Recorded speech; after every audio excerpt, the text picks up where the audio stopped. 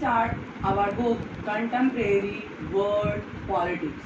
Politics, as you know, राजनीति, world संसार या फिर विश्व, कंटेम्प्रेरी, कंटेम्प्रेरी मीन्स होता है समकालीन, समकालीन यानी कि जो भी व्यक्ति या फिर जो भी टेंशन या कॉम्प्लेक्सिटीज उस टाइम पर हमारी कंटेम्प्रेरी सोसाइटी में रही है, या फिर following modern ideas in style और डिज़ाइन, जो भी मॉडर्न आइडियाज या फिर स्टाइल्स हैं उनको जो है बताना और अडॉप्ट करना। Contemporary ceramics by living potters. अब जो उस टाइम के समकालीन जो थे, अब उन्होंने जो है नए नए मॉडर्नाइजेशन को अपनाया और इसमें जो है इस बुक में उसका पूरा वर्णन किया गया है। पर जो हमारा फर्स्ट चैप्टर है वो है एक रिकैप, जो ये कोल्ड वार एरा है वो हमारा है रिकैप। रिकैप किस चीज़ का, कि जितनी भी घटनाएं हुई, हमारा जो है कंटेम्प्रेरी सोसाइटी का उदय क्यों हुआ, तो इसका जो जितना भी सारांश है वो हमारा चैप्टर 1 में दिया गया है कि हमें प्रीवियस के बारे में बताओ, जिसके कारण जो है हम आगे जो है फर्दर नॉलेज कंटेम्प्रेरी वर्ल्ड की जान सके। अब chapter 1 cold war era start करने से पहले हम जानेंगे कि कोल्ड वार क्यों हुई। ठीक है, तो हम थोड़ा सा बैकग्राउंड पे जाते हैं। हमारे जो है 2 विश्व युद्ध हुए थे। फर्स्ट वर्ल्ड वार हुई थी 1914 से लेकर 1918 तक, और सेकेंड वर्ल्ड वार हुई थी 1939 से लेकर 1945 तक। अब फर्स्ट वर्ल्ड वार की कुछ युद्ध की संधियों में या समझौतों में कुछ ना कुछ कमियां रह गई थी, जिसकी वजह से जो है वर्ल्ड वार 2 स्टार्ट हुआ। और वर्ल्ड वार 2 जो है 2 ग्रुप्स के बीच में हुआ, जिनको हम एलाइड और एक्सिस कहते हैं। एलाइड में जो है यूएसए, यूएसएसआर, फ्रांस और ब्रिटेन, ये वाली कंट्रीज थी। और एक्सिस में जर्मनी, इटली, जापान, ये वाली कंट्रीज थी। अब अपोजिट ग्रुप्स में ही हमेशा लड़ाई होती है। ठीक है, इनकी आइडियोलॉजी डिफरेंट थी। अब इन जो स्टार्टिंग में हमारे यूएसए और यूएसएसआर इस युद्ध में नहीं थे, वर्ल्ड वॉर सेकेंड में यूएसए और यूएसएसआर जो है नहीं थे। अब कौन कौन थे, फ्रांस, ब्रिटेन, जर्मनी, इटली और जापान, इनका जो है अपोजिशन में आपस में युद्ध हो रहा था। फिर जो है यूएसए की थोड़ी सी प्रॉब्लम होगी, तो यूएसए जो है अब इस वाले ग्रुप में जब उसकी जर्मनी के साथ प्रॉब्लम हुई तो वो जो है इस ग्रुप में आ गया, सेम विद द यूएसएसआर। तो अब ये जो है इनका एक ग्रुप बन गया। ग्रुप कब बनता है, जब हमारे मोटिव सेम होते हैं या फिर हमारे दुश्मन सेम होते हैं। तो अब यहाँ पर जो है हमारे एनिमीज सेम थे, तो ये हमारा ग्रुप बन गया। अब लड़ाई जो है वर्ल्ड वार की हुई, और इसमें बहुत ज़्यादा एक्सेस पर जो है लड़ाई हुई। इसमें एक्सेस पर कैसे, कि इसमें जो है लोगों को भी बीच में जो है लिया गया। सिर्फ युद्ध तक सीमित नहीं थी ये, सिर्फ सेनाओं तक या मिलिट्री तक ये सीमित नहीं थी, इसमें आम जनता की भी जो है हानि हुई थी। अब इसमें इन्होंने क्या किया, जब लड़ाई होती रही तो यूएसए ने जापान के ऊपर 2 बम गिराए। 2 बम किस, जापान की 2 सिटीज पर, हिरोशिमा और नागासाकी पर गिराए। और इसमें इन जो 2 सिटीज पर बम गिराए गए, तो वहाँ पर जो है जितने भी लोग थे सब जो है डिस्ट्रॉय हो गए, सब खत्म हो गया वहाँ पर। 6 अगस्त की जो है और 9 अगस्त की ये बात है, 9 अगस्त 1945 में। तो अब इन्होंने जो 2 बम गिराए उनके क्या नाम थे, उनके नाम थे लिटिल बॉय और फैट मैन। तो ये जो है 2 बम यूएसए ने जापान पर गिराए, जिसकी वजह से जो है वहाँ पर बहुत ज़्यादा जो है नरसंहार हुआ। अब जो क्रिटिक्स हैं, जो वो कह रहे थे कि हम लोग तो सरेंडर करने वाले थे, हम लोग जो है युद्ध समाप्ति के पक्ष में थे, हम जो है अपने आप को यहाँ पर सरेंडर करने वाले थे। परंतु जो यूएसए ने जो है अपना वर्चस्व दिखाने के लिए, अपने आप को सुपर पावर दिखाने के लिए जो है क्या किया, कि उसने अपने आप को बड़ा सिद्ध करने के लिए जापान पर जो है 2 बम गिरा दिए, जिससे कि वो एक सुप्रीम पावर के रूप में उठकर जो है सामने आ सके।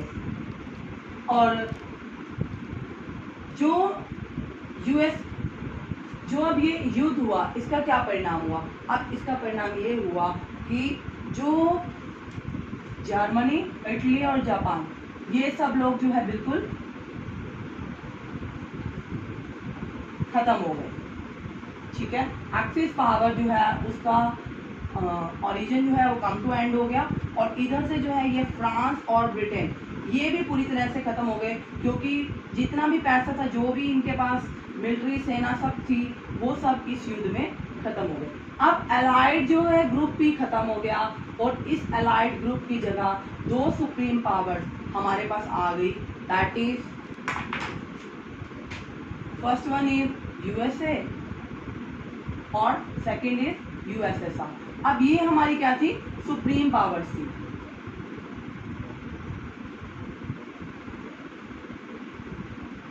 अब जो ये सुप्रीम पावर हमारे पास आई, यूएसए और यूएसएसआर, अब जो यूएसए था वो तो यूनाइटेड स्टेट ऑफ अमेरिका था, अब जो यूएसएसआर था इसमें क्या था? इसमें थी रशिया प्लस 14 अदर कंट्रीज।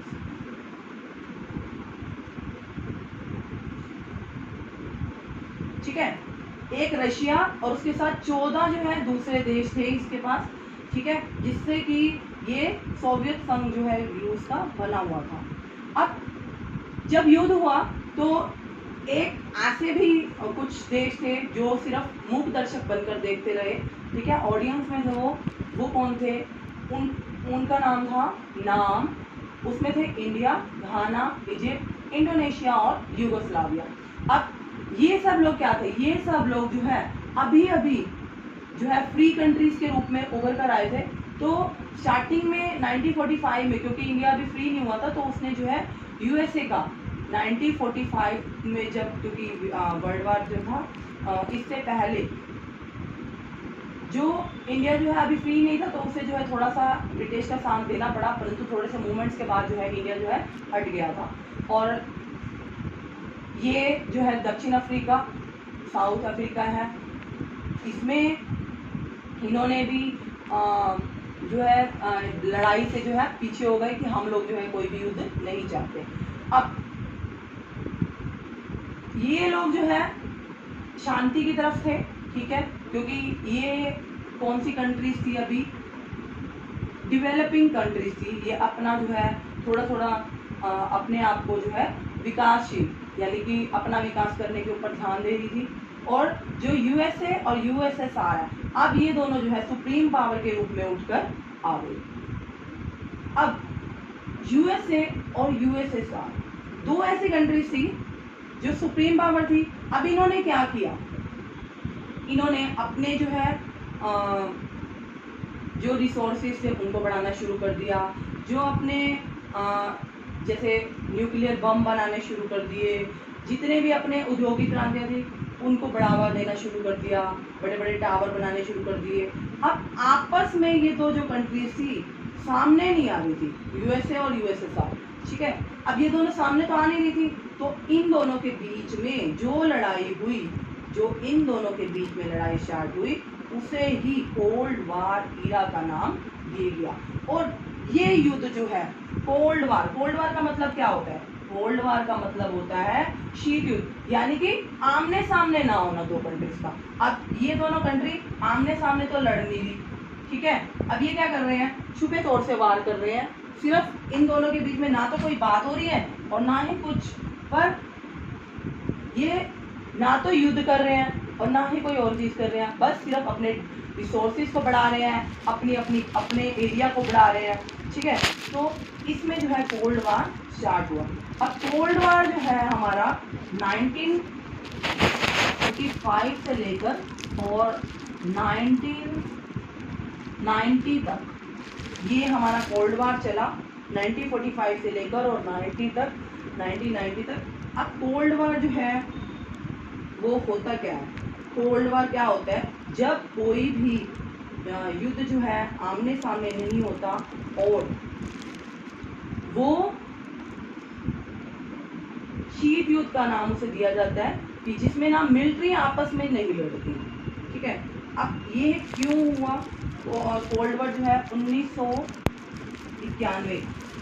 1991 में जो है एंड हो गया इसका कोल्ड वार का। तो इसमें क्यों एंड हुआ? क्योंकि जर्मनी जो है वो रियोन्ड हो गया था पूरी तरह, जर्मनी खत्म हो चुका था। सोवियत रिपब्लिक जो है वो, अब देखो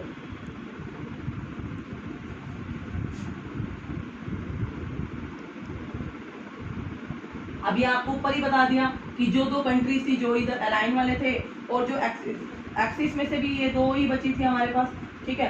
अब जर्मनी जो है वो पूरी तरह बर्बाद हो गया, ठीक है। अब इसमें जो है जो रूस था, अब रूस की भी अपनी कंट्री, रशिया और 14 दूसरी कंट्रीज थी, वो सब जो है अलग हो गई, सेपरेट हो गई। और अब क्या हुआ, जो सोवियत यूनियन था, अब ये यूएसएसआर तो बचा ही नहीं। अब यूएसएसआर क्या बन गया, एक रशिया और 14 अलग अलग कंट्रीज, ठीक है। अब रूस का जो है यूएसएसआर का भी एक तरह से जो है काम खत्म हो गया, ठीक है। क्योंकि इसकी जो सुप्रीम पावर थी, सुप्रीम पावर किसके साथ थी, इनके साथ और इन कंट्रीज के साथ। अब इन दोनों की पावर जो है खत्म हो गई, अब यूएसएसआर भी जो है अलग हो गया। अब बची ओनली वन पावर, यूएसए। अब ये एक सुप्रीम पावर थी, ठीक है, जो कि अब ओरिजिन में आई। और दूसरी कंट्री जो रशिया में थी, रशिया जो है सबसे बड़ा था। अब इन दोनों ने आगे स्टार्ट किया कि कैसे हम अपने अपने अलायंस बढ़ाएंगे, कैसे कैसे हम अपना जो है काम करेंगे। अब इन्होंने जो है छुपे तौर से एक दूसरे के ऊपर वार करना स्टार्ट कर दिया, ठीक है। We will continue in tomorrow lecture. Okay, thank you so much.